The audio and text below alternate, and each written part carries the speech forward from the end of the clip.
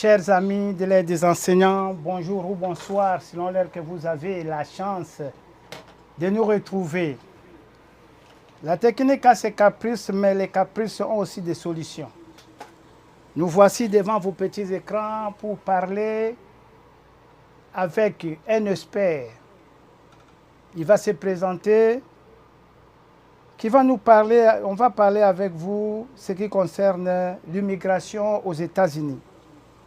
Et sans plus tarder, je vais présenter mon invité. Il répond au nom de Maître Guy Titea, mais lui-même va répondre à beaucoup de questions que nous avions proposées.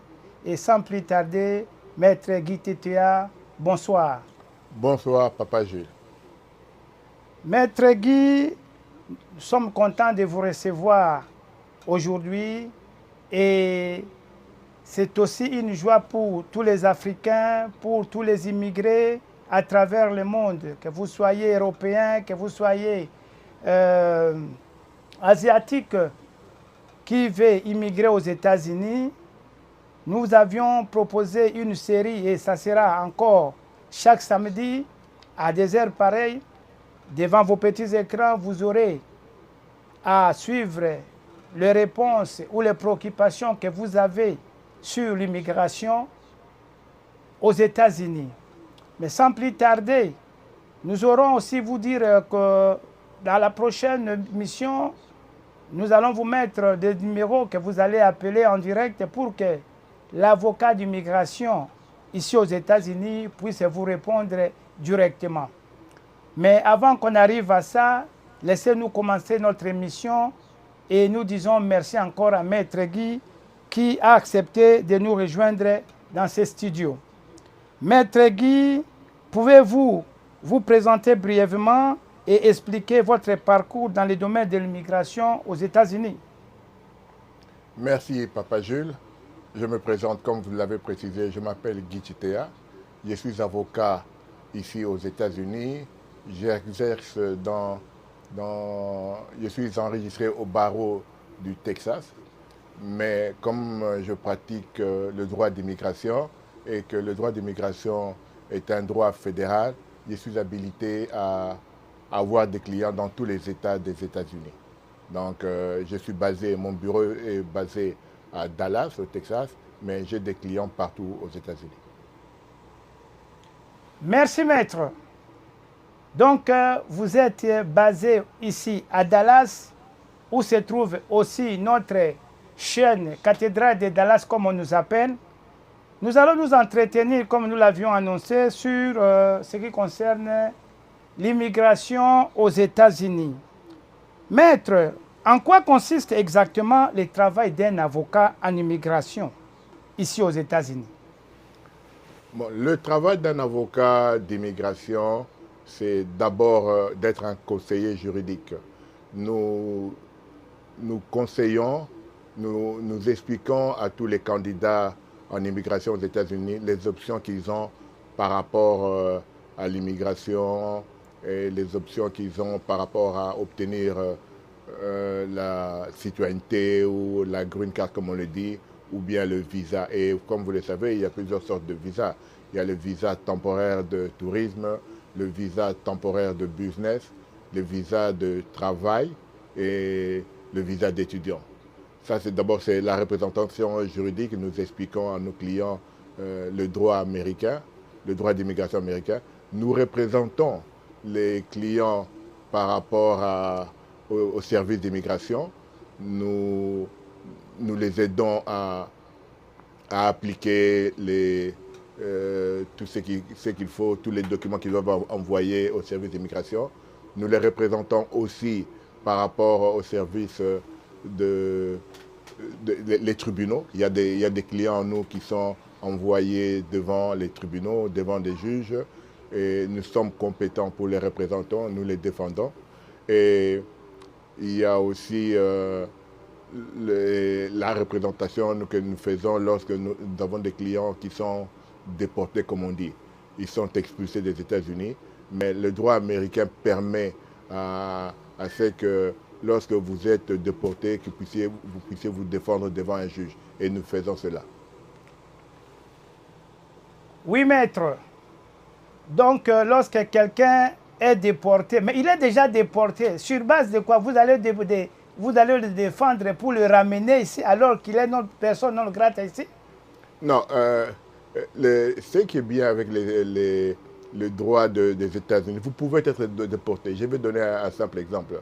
Admettons que vous êtes entré aux États-Unis avec un visa temporaire, vous avez dépassé le séjour qui vous a été déterminé, donc vous êtes en état d'illégalité. Mais vous savez, même si par exemple il y a un ordre de déportation contre vous, donc vous êtes déporté, mais si par exemple vous épousez une Américaine et que c'est un mariage de bonne foi, vous avez ce que nous appelons une défense. Vous allez vous présenter devant un juge, le juge qui a décidé de vous déporter, l'avocat qui vous représente dira au juge, écoutez, votre honneur, c'est vrai qu'il est déporté ou vous voulez le déporter, il a une défense. Il demande à ceux qui restent aux États-Unis parce qu'il est marié à une Américaine, il a des enfants américains. Ce sont des défenses que vous avez contre la déportation. Oui, maître. Alors, quels sont aujourd'hui les principaux moyens légaux pour immigrer aux États-Unis? Bon, les moyens légaux, ce sont les moyens que la plupart des gens connaissent. À partir de votre pays d'origine, vous pouvez faire une demande de visa. Bon, évidemment, les visas sont... Il y a deux types de visas. Il y a les visas que nous appelons non-immigrants, c'est-à-dire que vous immigrez aux États-Unis pour un séjour bien déterminé. Et il y a les visas d'immigrants où vous venez aux États-Unis pour avoir une résidence permanente.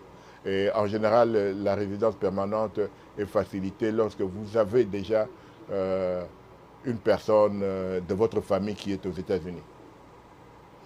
C'est-à-dire quoi? Quand vous arrivez ici, vous avez un visa temporaire ou un visa de tourisme, vous pouvez directement vous décider de rester ici et c'est possible aussi? Oui, excusez-moi. Non, c'est vrai, vous pouvez. Lorsque vous obtenez un visa temporaire, c'est vrai, lorsque vous vous présentez à l'aéroport, vous certifiez à l'officier qui vous reçoit que vous venez passer, par exemple, quelques mois de visite de tourisme. Mais il vous est permis, en tant qu'un être humain, de changer d'avis après être entré. Donc, vous ne devez pas démontrer à l'entrée, à l'aéroport, que vous avez l'intention de rester aux États-Unis. Mais admettons que vous arrivez, que vous entrez, et admettons qu'il vous est autorisé de rester pendant 6 mois. Mais 3 mois après, vous rencontrez une dame. Vous tombez amoureux et vous voulez faire votre vie avec cette dame. Vous avez le droit de changer de visa. Vous pouvez demander à ce que le visa qui était temporaire devienne un visa permanent. Donc, vous êtes marié, vous faites une demande de ce qu'on appelle adjustment of status. Vous pouvez faire une demande de green card. Oui, là c'est dans les cas où vous êtes un singleton. Bon, le cas d'un marié par exemple qui arrive aux États-Unis, il est venu peut-être sous forme d'ordre de mission et consort. Il arrive ici, il dit bon, je m'en fous, je ne vais plus rentrer dans mon pays, je reste ici aux États-Unis. Et comment cela peut se faire?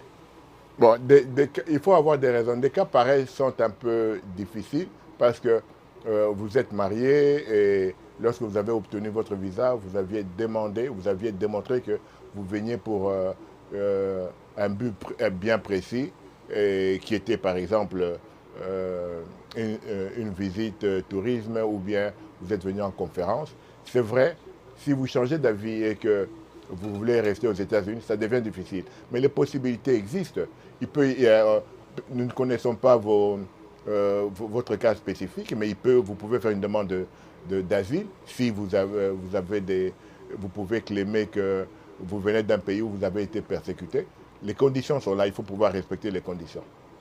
Il y a l'asile, il y a le droit de travail aussi. Vous pouvez, mais il faut toute catégorie a des conditions. Si vous pouvez vous mettre dans ces conditions-là, c'est vrai, vous avez la possibilité de rester aux États-Unis. Oui, maître, vous dites, vous parlez de demander demande d'asile. Dernièrement, ici, nous avions suivi avec l'administration Trump, ils ont dit que si vous demandez l'asile aujourd'hui aux États-Unis, il faut rentrer d'abord chez vous et qu'on reste ici, traiter votre dossier. Comment cela est-il possible? Non, non. La demande d'asile ne peut pas se faire dans ces cas-là parce que lorsque vous faites une demande d'asile, vous affirmez que vous venez d'un pays où vous avez été persécuté, donc vous demandez la protection des États-Unis contre votre pays d'origine. Donc on ne peut pas rentrer dans votre pays. Il y a seulement certaines conditions qui sont là. Nous appelons ça des obstacles. Une personne qui arrive aux États-Unis a une année, quel que soit le mode d'entrée aux États-Unis, a premièrement une année pour faire sa demande d'asile. Vous pouvez avoir été marié ou vous êtes venu comme étudiant, mais les conditions d'asile sont très précises. Il faut pouvoir démontrer que vous étiez persécuté et vous avez une peur de persécution soit vous avez été persécuté dans le passé ou bien vous avez une peur de persécution si vous rentrez dans votre pays. On ne peut pas vous ramener dans votre pays. Oui, on ne peut pas vous ramener dans votre pays, comme vous le dites là.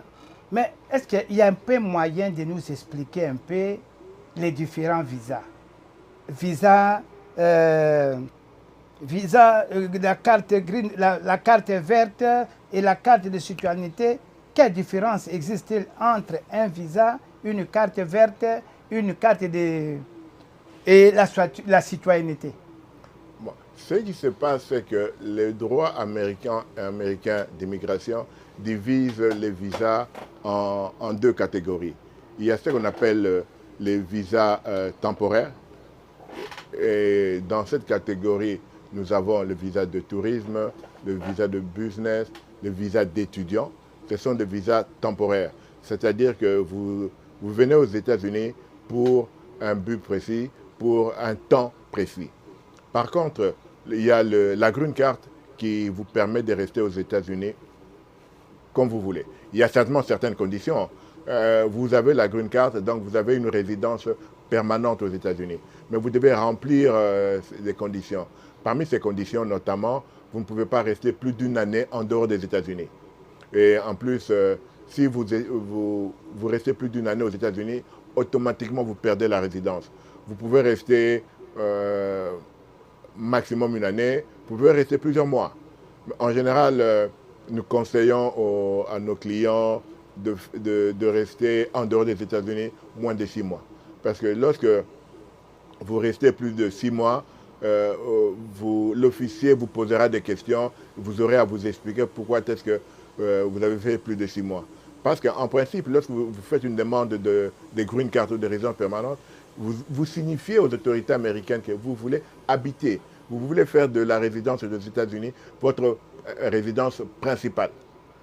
Alors la citoyenneté, lorsque vous devenez américain, donc vous êtes par naturalisation, vous êtes américain, vous avez le même droit que tout Américain de naissance. Oui. Vous avez droit, comme tous les Américains. Bon, la question que nous voulons poser, parce que vous venez de dire qu'il ne faut pas faire plus de 6 mois en dehors des États-Unis pour la green card. Et si aujourd'hui, j'ai ma green card, 3 mois, je suis ici et je fais à l'extérieur des États-Unis, je fais 4 mois, puis je reviens, puis je reste ici 3 mois, puis je sors, je vais faire 3 mois. Et est-ce que ça, c'est possible ici, aux États-Unis? Lorsque vous parlez de 3 à 4 mois en dehors ou aux États-Unis, c'est possible. Mais vous devez comprendre que, comme j'ai expliqué tout à l'heure, lorsque vous faites une demande de résidence, vous signifiez, vous affirmez aux autorités américaines que vous voulez faire des États-Unis votre résidence principale. Alors, bien que ça ne soit pas interdit, il faut vous attendre à des questions à l'entrée à l'aéroport où on vous posera qu'est-ce que vous faites. C'est vrai que vous venez de passer 3 mois, vous passez 3 mois aux États-Unis, mais vous passez aussi 3 à 4 mois en dehors des États-Unis. Ils vont vous interroger. Si vous avez de bonnes explications, il n'y a pas de problème. Ils vont vous interroger, ils voudront chercher à comprendre qu'est-ce que vous faites comme activité, quelles sont vos occupations. Mais si vous pouvez démontrer que vous n'avez pas abandonné, que vous avez une résidence aux États-Unis, et la meilleure façon de faire, c'est maintenir sa résidence, payer ses bills, faire ses taxes. C'est important, les Américains adorent et respectent les personnes qui payent les taxes. vous faites ça, vous démontrez que vous avez votre résidence aux États-Unis. Ça ne dérange pas que vous puissiez passer 3 ou 4 mois en dehors du pays. Mais tout à l'heure, on a parlé de la citoyenneté et vous savez que vous pouvez obtenir la citoyenneté américaine après 5 ans de résidence. Mais il va se créer un problème si vous passez autant de temps en dehors des États-Unis. Parce que l'une des conditions pour obtenir la citoyenneté en partant de la Green Card, vous devez passer au moins la moitié des 5 dernières années sur le sol américain. Donc vous devez, c'est ce qu'ils appellent physical residence, c'est-à-dire que vous devez démontrer que lorsqu'on regarde dans les 5 dernières années, que vous avez passé au moins la moitié du temps aux États-Unis. Si au total, admettons, donnons un exemple, vous passez 1 mois aux États-Unis et vous passez 4 mois en dehors des États-Unis. J'ai dit tout à l'heure que ce n'était pas interdit, vous pouvez faire ça, mais n'empêche, vous verrez qu'après 5 ans, vous aurez passé plus de temps en dehors des États-Unis et moins de temps ici aux États-Unis. Mais ça va vous empêcher d'obtenir la citoyenneté. Ça va vous empêcher d'obtenir la citoyenneté. Bon, au cas où vous avez cette citoyenneté-là, est-ce qu'il est autorisé à un citoyen américain d'être en dehors des États-Unis? Bien sûr. Une fois que, c'est pour ça, c'est ce que je conseille toujours à mes clients. Je leur dis, vous êtes immigrant aux États-Unis, ne vous arrêtez pas à la Green Card. Là, parce que la Green Card a des conditions aussi. Vous pouvez on peut vous la retirer si vous ne remplissez pas certaines conditions ou bien si vous commettez des crimes, par exemple. Et malheureusement, j'ai eu des clients à qui on a retiré la Green Card puisqu'ils avaient commis des crimes, ils ont fait la prison. On vous retire la Green Card. Mais alors, pour se protéger aux États-Unis, je conseille toujours à mes clients d'aller jusqu'au bout, d'obtenir la citoyenneté. Bien qu'on peut vous retirer aussi la citoyenneté, mais c'est très difficile et c'est très spécifique et ce n'est pas très courant. Mais une fois que vous avez la citoyenneté, vous pouvez passer autant de temps à l'extérieur du pays, il n'y a pas de problème. Mais il faut retenir une chose. Comme j'ai dit tout à l'heure, les Américains adorent les personnes qui payent les taxes. Arrangez-vous tout simplement pour payer les taxes. Parce que lorsque vous ne payez pas de taxes aux États-Unis, vous risquez d'avoir des problèmes dans d'autres domaines. Et il est toujours conseillé de payer ces taxes. Même lorsque vous êtes à l'extérieur du pays, l'IRS, c'est-à-dire l'agence des taxes américaines, a une façon et permet à ce qu'un Américain qui est à l'étranger puisse payer ses taxes. Je conseille aux gens de payer vos taxes. Même lorsque vous n'avez pas de revenus, faites vos taxes avec total income de 0. Mais au moins, vous faites des taxes, vous envoyez des documents. Quitte à déclarer que vous n'avez pas de revenus, mais vous envoyez des documents. OK. Donc, on peut rester à l'étranger, mais on paye des taxes.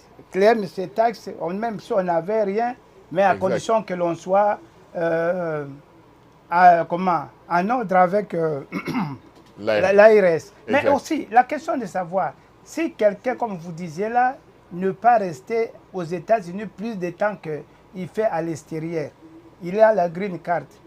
Comment on peut lui retirer cette green card pendant qu'il est en train de voler ou quand il arrive aux États-Unis? Non, ce qui se passe à votre retour, admettons que vous rentrez d'un séjour au Congo, prenons l'exemple du Congo. Vous arrivez à l'aéroport et l'officier d'immigration constate que vous avez fait plus d'1 année aux États-Unis.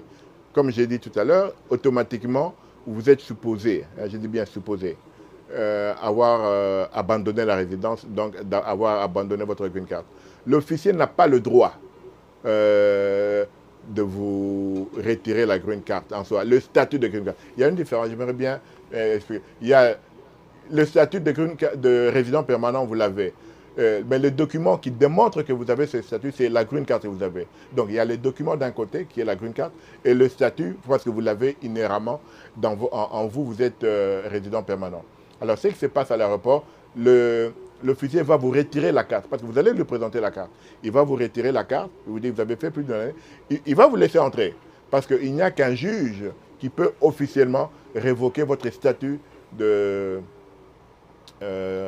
résident permanent. Donc, ce que fera l'officier, c'est vous retirer la green card, il vous laisse entrer, il envoie la green card à l'office où vous résidez. Si vous habitez Dallas, par exemple, il va envoyer à l'office de l'immigration de Dallas, USCIS à Dallas, et vous rentrez à Dallas chez vous et vous recevrez à un moment donné ce que nous appelons notice to appear. C'est-à-dire que c'est la comparution devant un juge. Et c'est devant ce juge-là que la carte ou la green card vous sera retirée officiellement. Les statuts seront révoqués et puis, bon, vous allez perdre votre green et on va vous demander de quitter le pays. Ok, maître. Donc, c'est un danger de faire, comme on le dit chez nous, que la Boutouka, tout en étant...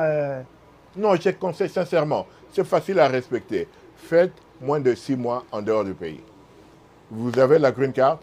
Si vous devez faire plus de 6 mois, préparez-vous à répondre à certaines questions parce qu'il y a de très bonnes raisons pour lesquelles vous pouvez faire plus de 6 mois. Par exemple, vous pouvez avoir un cas de famille, vous pouvez avoir un cas d'héritage, vous êtes obligé d'être sur place, exemple du Congo, d'être à Kinshasa. Ben, préparez les documents et, avec les explications. Ou bien, un autre cas, vous pouvez avoir été malade, hospitalisé. On ne va pas vous demander de rentrer d'urgence parce que les 6 mois s'approchent. Non, vous faites hospitaliser, vous faites traiter, mais ayez tous ces documents qui prouvent que, pour une raison spéciale, vous avez été obligé de faire plus de 6 mois. Et dans le cas de, si vous savez au départ que vous allez faire plus d'une année, il y a un document qu'on demande, ce qu'ils appellent Advance Parole. Vous faites une application, ça vous permet de faire 2 ans en dehors des États-Unis. Ok, ça vous permet de faire 2 ans en dehors des États-Unis. Nous continuons encore avec quelques questions. Vous êtes là avocat et vous recevez beaucoup d'Africains qui ont des problèmes. Quels sont le plus souvent les types de visas utilisés par les Africains qui viennent aux États-Unis? La majorité de visas, je parle des Africains, ce sont des visas de B1 ou B2, qui sont des visas soit tourisme, soit business. Et il y a les visas, il y a quand même des Africains qui obtiennent de visas d'études et ils viennent aux États-Unis comme étudiants. Et quelque chose que je voudrais ajouter pour ceux qui arrivent comme étudiants, étudiez, terminez vos études parce que le droit américain permet aux étudiants d'obtenir le work permit, c'est EAD, ils obtiennent ça et par le travail, vous pouvez sans problème bifurquer votre visa qui était au départ un visa d'étudiant, vous obtenez un visa de travail, c'est-à-dire de training, comme on appelle ça. Et puis, si vous parvenez à convaincre votre employeur de vous sponsoriser, par ce travail, vous pouvez obtenir la green card.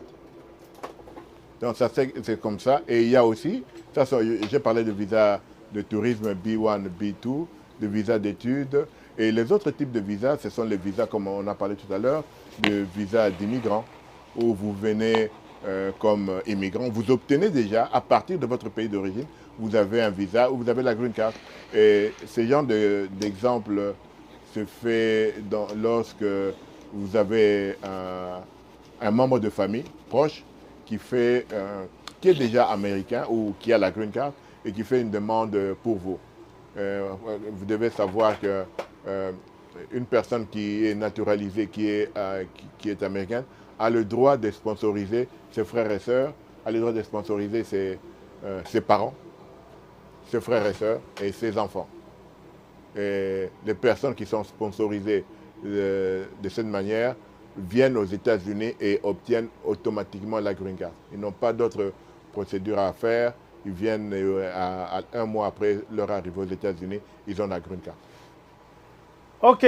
Maître, est-il possible que quelqu'un qui se trouve en dehors des États-Unis, prenons le cas du Congo, du Cameroun, de la Côte d'Ivoire, puisse solliciter un visa de travail ici aux États-Unis? Oui. Bien que ça ne soit pas courant, mais c'est faisable. Ce genre de visa, nous le retrouvons beaucoup avec nos clients qui sont indiens. Bon, vous comprenez que les Indiens sont dans beaucoup de compagnies, travaillent dans la technologie, dans l'informatique. Mais il y a des visas de travail. La question, c'est seulement d'obtenir ou de se faire engager, par exemple, dans une entreprise. C'est lorsque, même à partir de votre pays, si vous pouvez vous faire engager par une entreprise, l'entreprise va vous sponsoriser. Autant je parlais de la pétition de sponsoriser, d'être sponsorisé par un membre de famille, mais un employeur peut sponsoriser son employé. Et de là, ça vous permettra d'entrer aux États-Unis avec un visa de travail. Et vous pouvez bifurquer du visa de travail, vous obtenez un visa immigrant, un visa qui vous permet d'avoir la green card. Un visa, appelons ça de la green card, qui vous permet d'obtenir la green card exacte.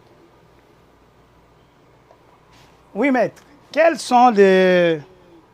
conseils voulez-vous donner à ceux qui veulent immigrer ici aux États-Unis? Parce qu'aujourd'hui, avec l'administration Trump, les choses semblent se compliquer. Quels conseils avez-vous à donner à ceux qui veulent immigrer pour les études? Je parle bien d'abord pour les études ici aux États-Unis. Mon premier conseil est je dirais à tous ces candidats, ne soyez pas découragés par ce qui se passe aujourd'hui avec l'administration Trump. C'est vrai, Trump a officiellement, cherche officiellement à restreindre l'immigration, soit illégale ou légale aux États-Unis. Mais l'administration va passer. Nous considérons que, et c'est ça la beauté de la démocratie aux États-Unis, nous pensons qu'il est là pour au maximum encore 3 ans, parce qu'il n'a pas le droit de se présenter aux prochaines élections. Donc, et il y a beaucoup de chances que la prochaine administration sera démocrate.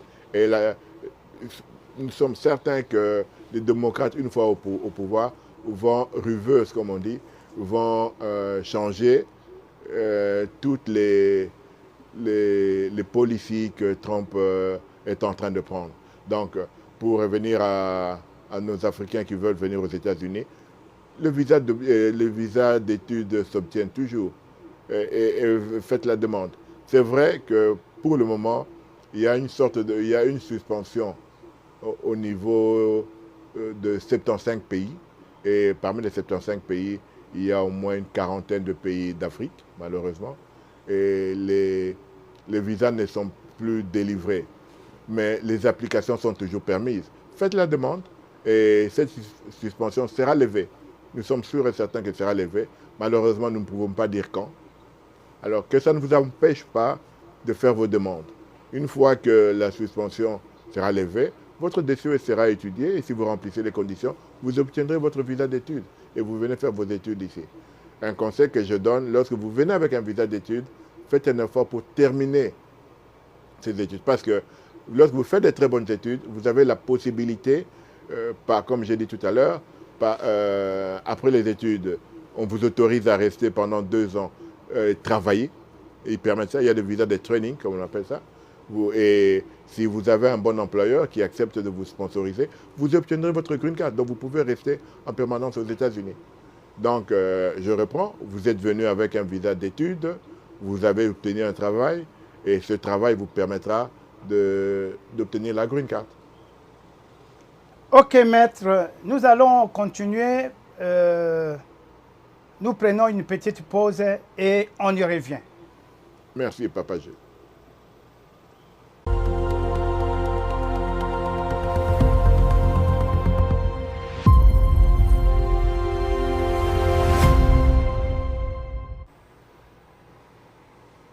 Oui, nous revenons encore au studio.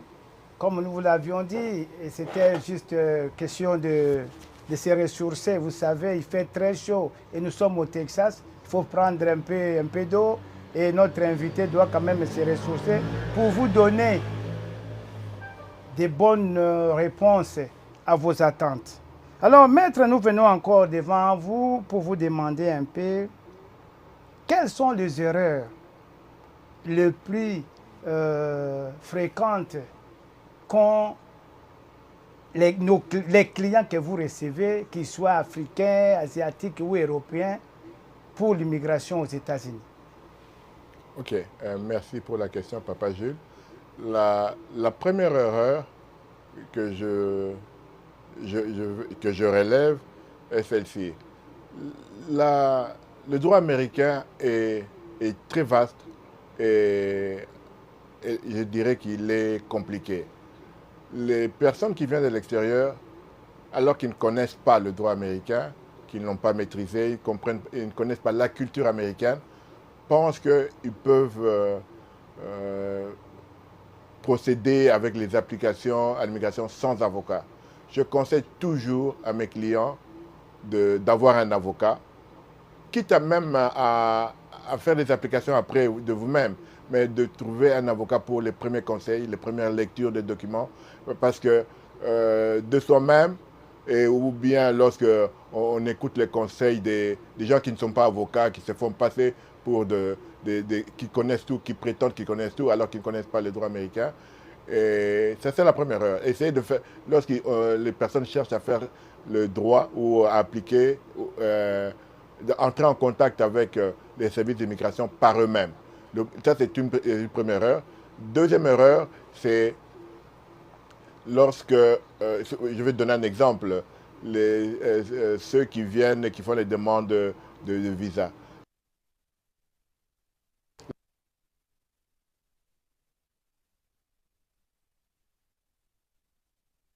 De nos clients ou de nos compatriotes qui viennent d'Afrique ne lisent pas et ils remplissent comme ils veulent. Et ils balancent des raisons qui ne sont pas acceptables par le droit américain. Mais qu'est-ce qui se passe ici aux États-Unis? Lorsque vous êtes un candidat, lorsque vous faites une demande d'asile politique, vous avez le droit, pendant que votre dossier est en examination, vous avez le droit d'obtenir le permis de travail. Alors, la plupart des Africains, lorsqu'ils arrivent, ils sautent sur le permis de travail. Ils introduisent des documents qui sont très très mal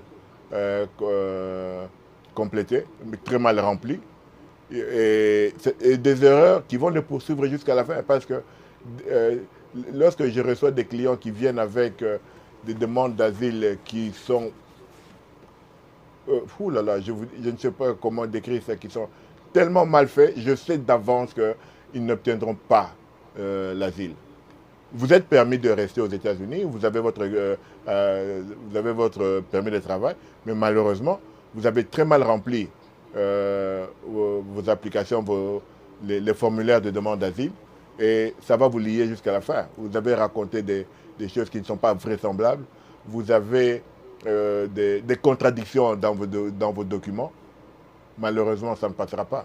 Et à la fin, lorsque vous vous trouvez devant un juge et un avocat de l'immigration, ils vont relever toutes ces erreurs et vous obtiendrez à la fin un ordre de quitter le pays, un ordre de déportation. Maître, vous touchez là un point qui est très sensible et un point que nous connaissons beaucoup de nos confrères, beaucoup de nos frères et sœurs sont victimes de dossiers comme ça. Mais qu'est-ce qui se passe très souvent?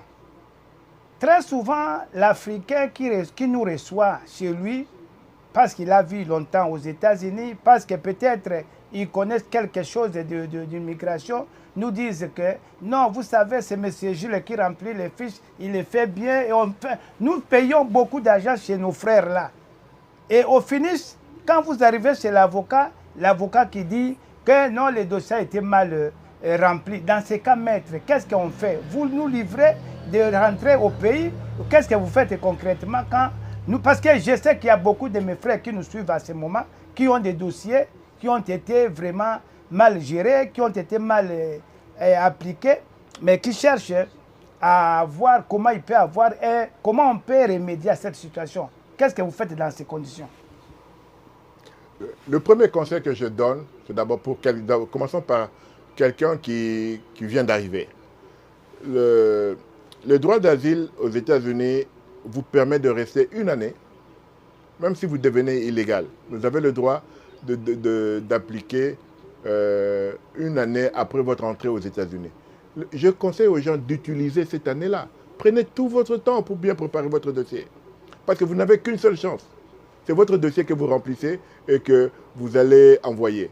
Si vous le remplissez mal, désolé, c'est fini, vous êtes lié. Excusez, maître, oui. Vous dites qu'il faut prendre une année. Vous savez, quand nous arrivons ici, Dès que vous arrivez, nos frères s'installent. Hey, toi, tu ne vas plus rentrer. Tu vas rester ici. Il y a même les cas des musiciens, il y a même les cas des footballeurs. Donc, tu dois vraiment appliquer. Directement, tu as même ton visa encore à cours légal. Mais on te demande d'appliquer. Mais qu'est-ce que nous devons faire dans ces conditions? Parce qu'on ne connaît même pas où sont les avocats, où sont les bureaux. Qu'est-ce que nous devons faire? On tremble, on ne connaît même pas la ville.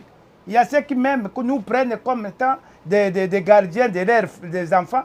Donc ouais, toi, tu ne sors pas. Alors, ils veulent que toi, tu restes pour garder les enfants. Alors, qu'est-ce que nous devons faire maintenant? Non, je suis d'accord avec vous. Nous connaissons ce genre de situation. Mais la responsabilité revient à vous, vous qui êtes un candidat. Vous devez faire cet effort-là.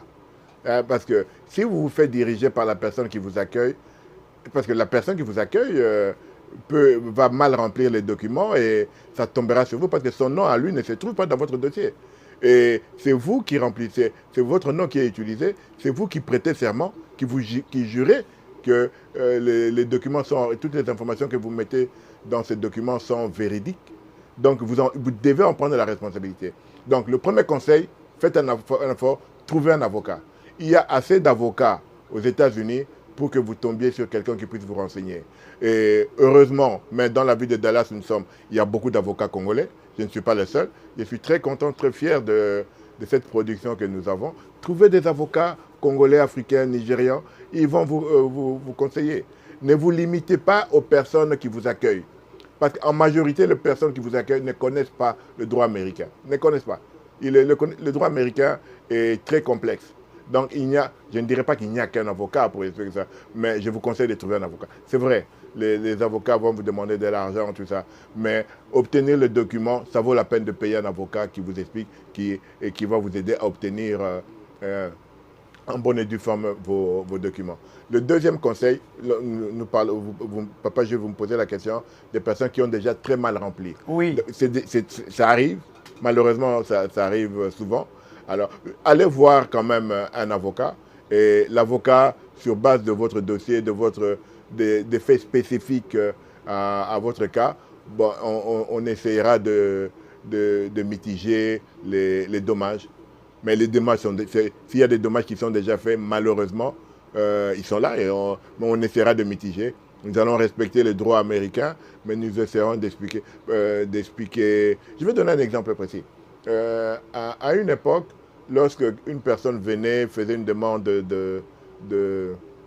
d'asile, nous utilisons le formulaire qu'on appelle I-589. Bon, lorsque la plupart des gens remplissaient ce formulaire sans avoir vu un avocat, donc ce formulaire était très mal rempli. Alors, lorsqu'ils allaient voir un avocat, l'avocat envoyait au service d'immigration un deuxième formulaire en y insérant les corrections au premier formulaire. À l'époque, sous Biden, ça pouvait passer. Des explications pouvaient être des explications vraies. La personne ne connaît pas l'anglais, la personne a mal rempli parce que la personne ne connaissait pas l'anglais. Mais aujourd'hui, sous Trump, ça ne passe plus. Une fois que vous avez rempli, que vous parliez anglais ou ne connaissez pas l'anglais, mais vous n'avez même pas le droit de dire que c'est quelqu'un d'autre qui a rempli pour vous. Ça, c'est votre responsabilité. Mais ce que nous faisons, nous mitigeons, nous amenons les corrections. Mais il se fait qu'ils vont comparer, malheureusement, la première et la deuxième application. Elle est toujours comparée. Et si il y a des contradictions un peu trop fortes, on va vous refuser votre demande d'asile. Donc, en bref, le conseil, c'est trouver un avocat. Nous sommes assez nombreux, il y a assez d'avocats, que ce soit d'Africains ou des Congolais. Dieu merci, il y a beaucoup d'avocats congolais, des avocats africains.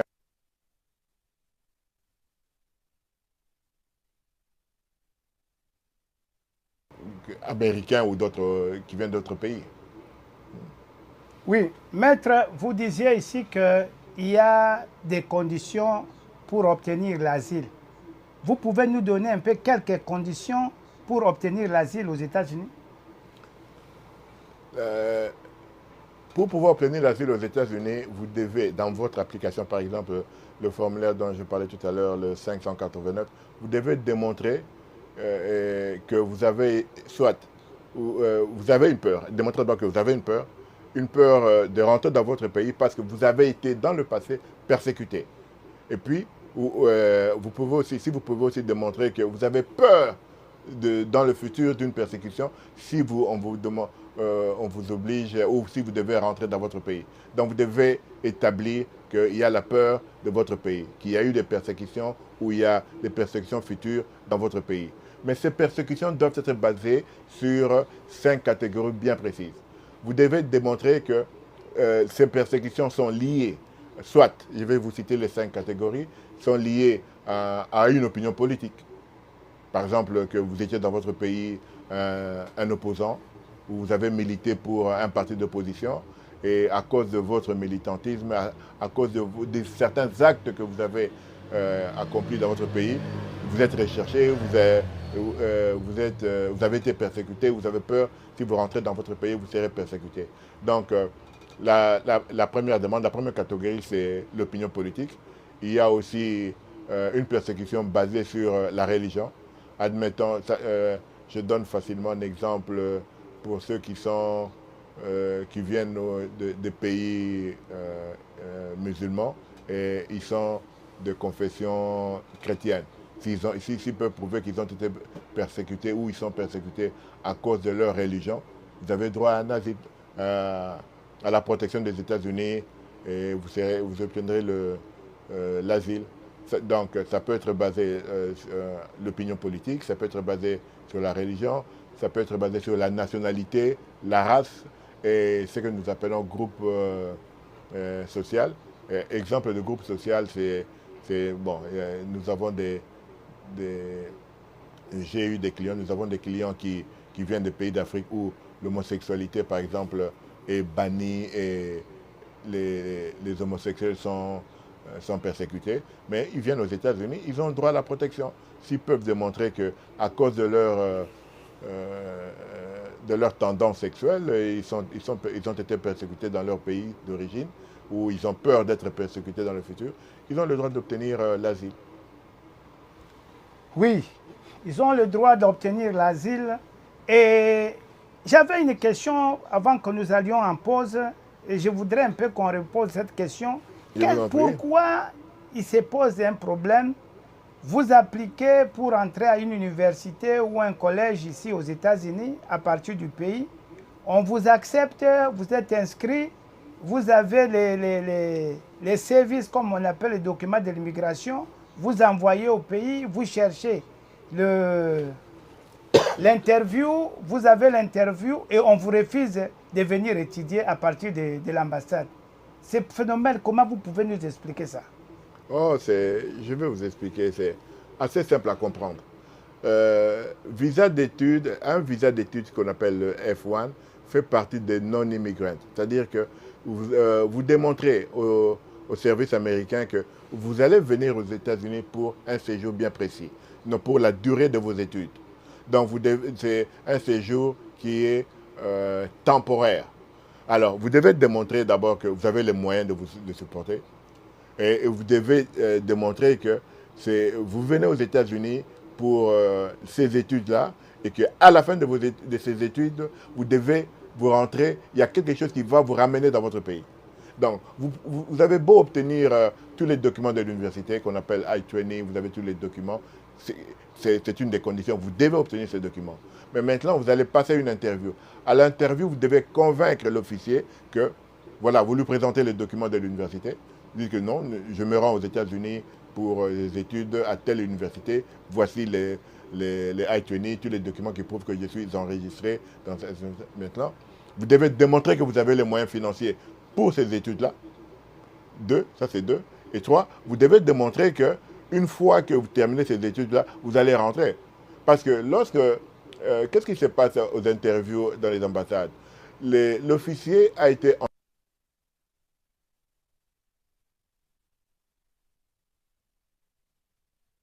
États-Unis étant candidat à l'immigration. Donc c'est à vous de démontrer que vous n'êtes pas un candidat à l'immigration. Donc l'officier qui vous reçoit va vous écouter. Dans sa tête, c'est la question, est-ce que la personne qui est en face de moi va aux États-Unis pour le but qu'il est en train enfin la personne, pour le but qu'elle est en train d'expliquer, est-ce que cette personne va quitter les États-Unis à la fin des études? Si vous ne parvenez pas à le convaincre, il ne va pas vous donner le visa, même si vous avez tous les documents de l'université. Donc vous devez convaincre que vous avez les moyens financiers et que à la fin de vos études, vous allez quitter les États-Unis. Ok, merci maître. Nous arrivons presque à la fin de cette émission parce que nous vous avions dit que ça sera chaque samedi que vous aurez cette émission avec un avocat d'immigration aux États-Unis.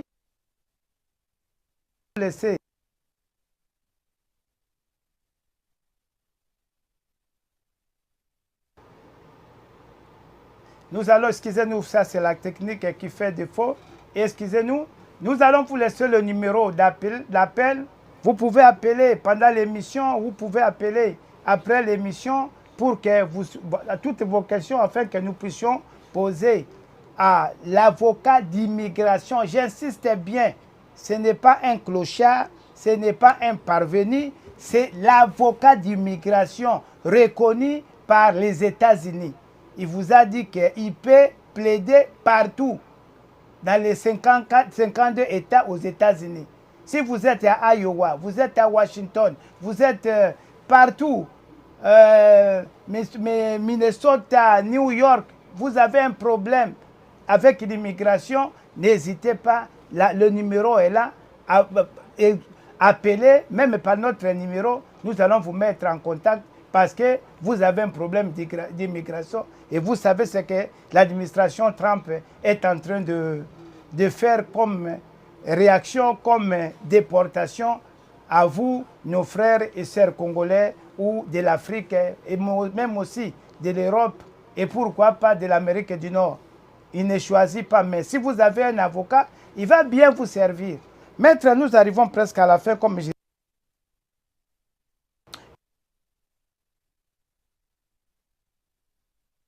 grande tendance de l'immigration américaine dans les prochains mois.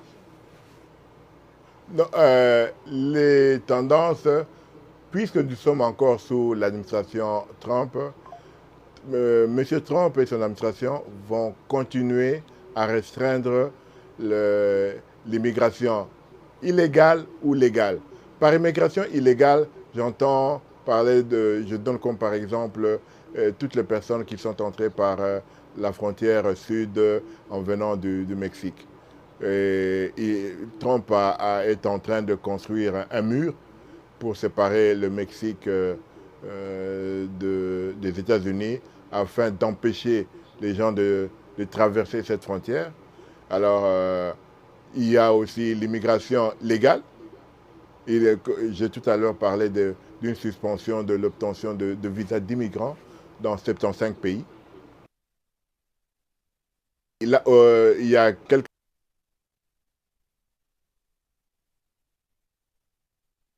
ce qu'on appelle les policies qui empêchent même l'obtention de la green card sur place aux États-Unis.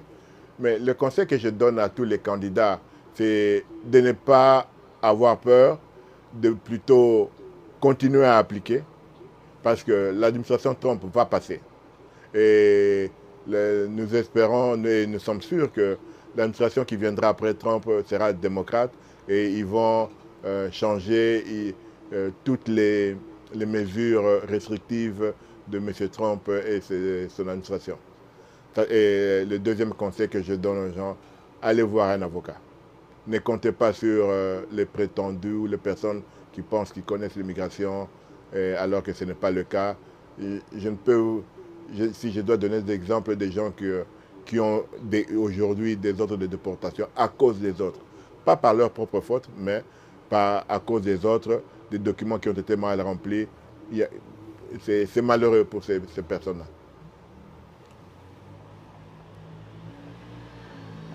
Oui, merci maître. Il était un plaisir pour nous.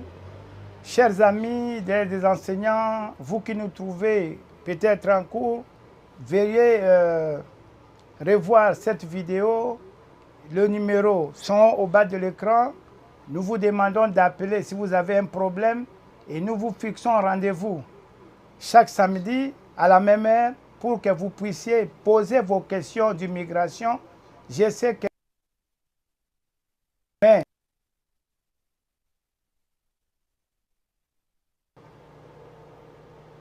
toi, tu as le problème d'immigration. Alors, nous vous demandons de ne pas hésiter. Appelez rapidement, peut-être après la Coupe du Monde, tu pourras avoir une vie sauve parce que vous aviez été dans un bon endroit, vous aviez rencontré un bon avocat. Je vous rappelle encore, c'était un avocat d'immigration. Il a fait le droit ici, il a étudié ici, il est reconnu ici, parce que nous ne sommes pas dans son bureau, vous alliez voir les certificats, les diplômes et consorts. Donc, n'hésitez pas à nous contacter pour vous mettre en contact, afin que votre problème trouve solution. C'est difficile, mais c'est possible avec les expérimentés. Merci de nous avoir suivis et bon week-end chez vous. À nous revoir le samedi prochain. Merci beaucoup, Papa Jules. À samedi prochain.